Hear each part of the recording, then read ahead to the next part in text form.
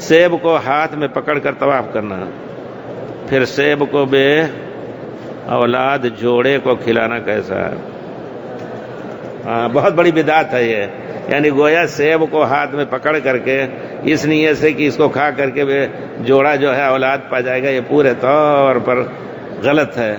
کوئی بھی چیز آپ دعا پڑھ کر کے دیں، اس پر پھونکے رقیہ، پانی میں پھونک کر کے نہیں، کیونکہ پانی میں پھونکنا منع ہے، پیارے رسول نے تعویذ نہیں بنایا ہے۔ ان سب چیزوں سے بچ کر کے آپ رقیہ ان پر پڑھیں، اللہ تعالیٰ شفا دے۔ اور جس کو اس قسم کا عارضہ ہے وہ خود الحمد پڑھے، رب حب لی من لدنک ذریۃ طیبہ، رب حب لی من الصالحین۔ یہ سب دعائیں ہیں انبیاء کی، اور اولاد کی چاہت انبیاء کو بھی رہی ہے، ہمیں اس کا حق ہے کہ ہم اللہ سے خصوصی طور پر مانگیں، لیکن صالح اولاد مانگیں۔ یہ بھی کر دیں اللہ ذریۃ طیبہ دے، چور ڈاکو نہ نکلے، اللہ بدنامی کا سبب بنے۔